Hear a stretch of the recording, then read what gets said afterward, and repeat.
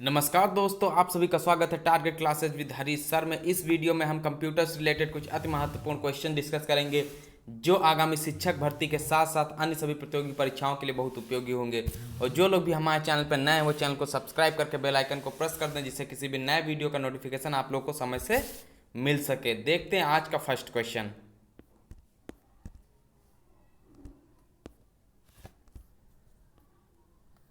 First question दिया हुआ है, इंटरनेट क्या है।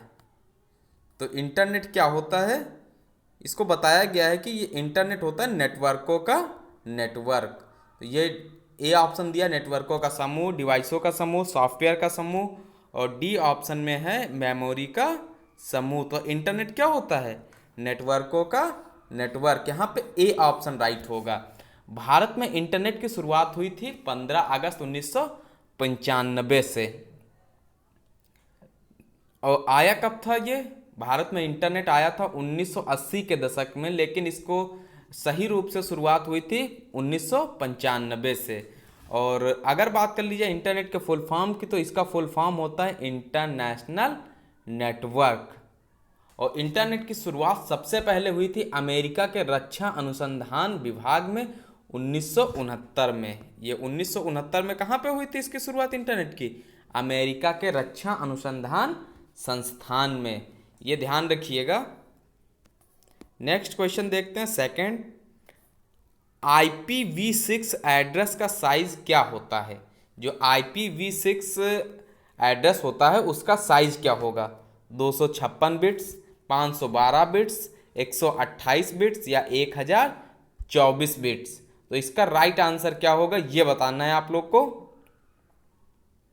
क्या होगा इसका आंसर, ये होगा 128 बिट्स। ध्यान रखिएगा 128 बिट्स। एक क्वेश्चन पूछा जाता है निब्बल क्या होता है, nibble.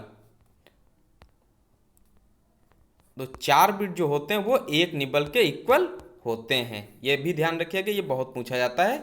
Next third question, browser में एनिमेशन और गेम लिखने के लिए किस भाषा का प्रयोग किया जाता है। यानी ब्राउज़र में जो एनिमेशन और गेम लिखते हैं उसको किस भाषा में प्रयोग किया जाता है, जावा, HTML, XML या C लैंग्वेज में।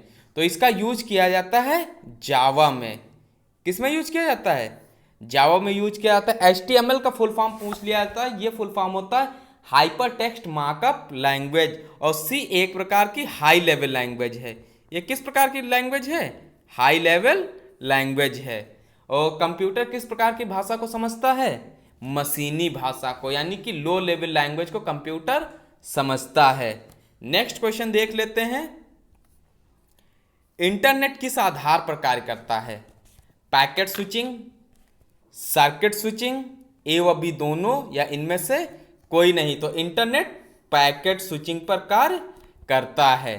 तो इंटरनेट का अभी हमने फुल फॉर्म बताया क्या होता है, इंटरनेशनल नेटवर्क।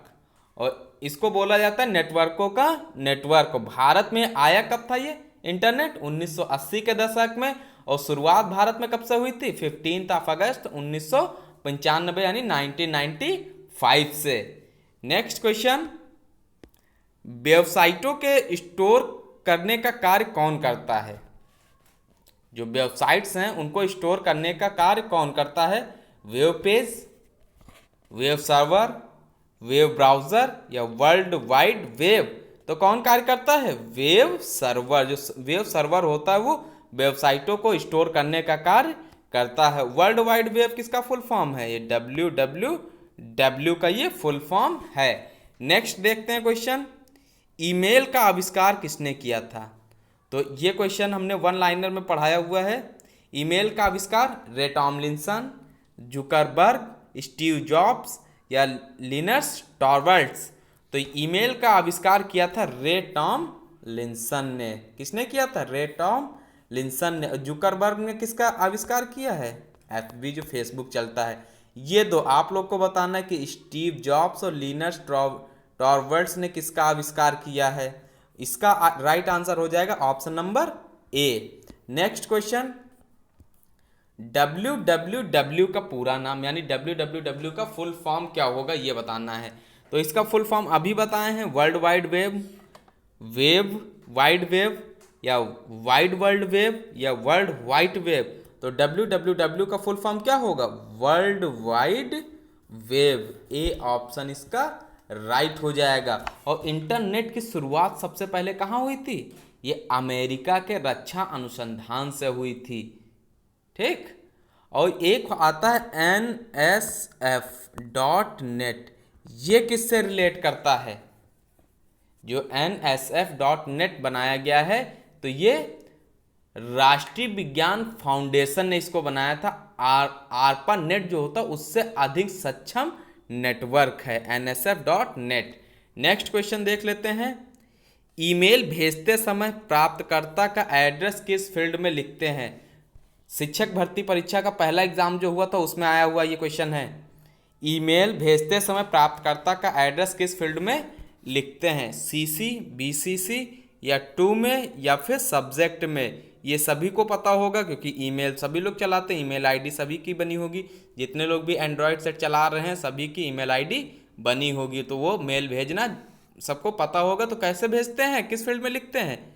टू में लिखते हैं। जैसे लेटर में होता है टू और फ्रॉम लिखते हैं, फ्रॉम में अपना एड्रेस लिखते हैं, टू जहाँ को भेजना होता है। तो वैसे इसमें प्राप्तकर्ता का एड्रेस जिसको भेजना होता है उसको किस में लिखते हैं? टू में लिखते हैं। Next question, personal cloud storage को किस नाम से जाना जाता है? जो पर्सनल क्लाउड स्टोरेज होता है उसको किस नाम से जानते हैं? Personal cloud storage, mobile cloud storage, private cloud storage या इनमें से कोई नहीं? तो पर्सनल क्लाउड स्टोरेज को किस नाम से जाना जाता है? मोबाइल क्लाउड स्टोरेज से। आंसर में देखो ये ए वाला भी दिया, उसी क्वेश्चन को उसी में लिख दिया गया।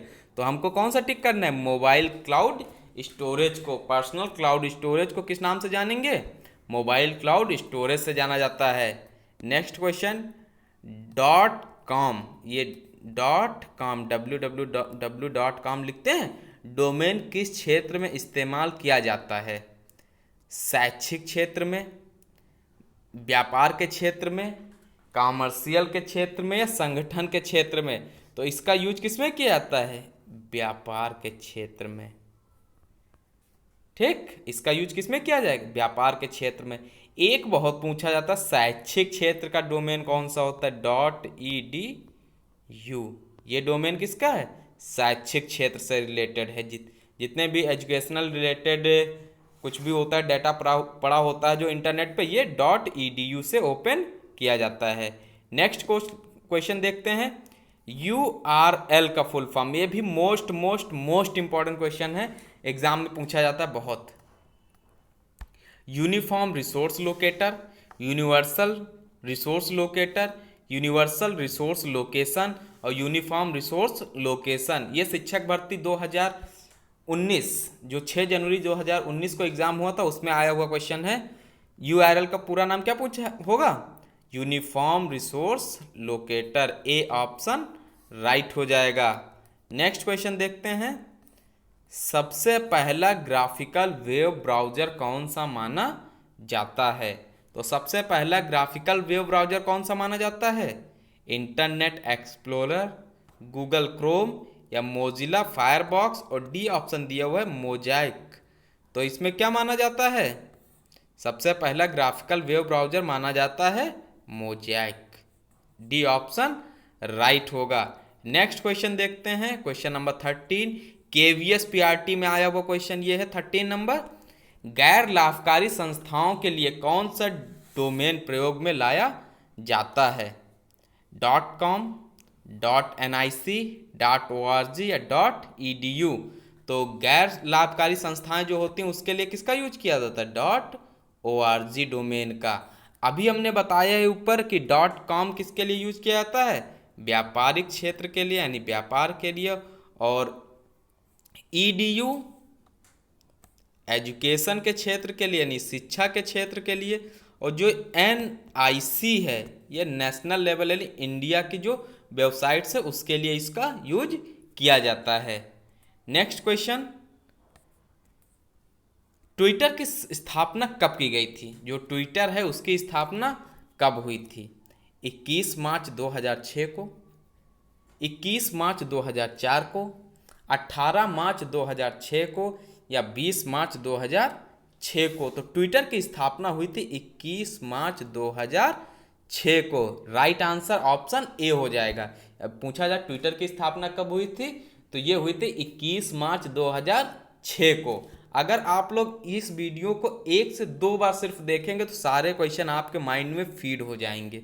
बस एक बार पूरा वीडियो आप लोग देखिएगा जरूर, क्योंकि ये सारे क्वेश्चन जितने भी कंप्यूटर या अदर सब्जेक्ट से जितने भी सुपर टेट से रिलेटेड चलाए जा रहे हैं, सभी आपके कोर्स से ही रिलेटेड क्वेश्चन से, कोई भी क्वेश्चन इधर उधर से नहीं लिया गया है। ये नहीं कि आपको पढ़ाया जा रहा है शिक्षा क्षेत्र से रिलेटेड, आप प्राइमरी के अध्यापक बनने जा रहे हैं, आपको एसएससी के क्वेश्चन दिया जाए, आपके ही क्षेत्र के सारे क्वेश्चन दिए जा रहे हैं। क्योंकि किसी भी एग्ज़ाम को क्रैक करने का सबसे अच्छा तरीका होता है कि आपको उसके सिलेबस के बारे में पता होना चाहिए, सिलेबस में क्या क्या पूछा जाता है वो जानकारी हो, किस टाइप के क्वेश्चन आपके सिलेबस में आते हैं वो पता होना चाहिए। ये नहीं कि आप तैयारी कर रहे हैं शिक्षक भर्ती की और बुक लेके आगे बैंकिंग की, जो बैंकिंग में कंप्यूटर आता है उसकी बुक लेके आगे उससे क्वेश्चंस लर्न कर रहे हैं या पढ़ रहे हैं, तो उससे क्या होगा, आपका जो 5 नंबर का वेटेज होता है, आप पढ़ेंगे चाहे जितना, लेकिन वो वेटेज क्या होगा, कम पड़ जाएगा। क्यों कम पड़ जाएगा? क्योंकि आपको सही गाइडेंस नहीं है। इसीलिए कंपटीशन की तैयारी के लिए सबसे पहले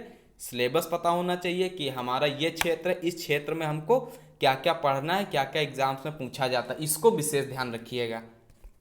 नेक्स्ट क्वेश्चन देखते हैं, क्वेश्चन नंबर 15।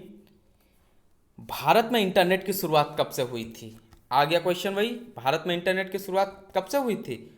1995 से। अब डेट पूछा जाए तो 15 अगस्त 1995 से भारत में इंटरनेट की शुरुआत हुई थी। लेकिन अगर ये पूछ लिया जाए कि भारत में इंटरनेट आया कब था, तो ये आया था 1980 के दशक में।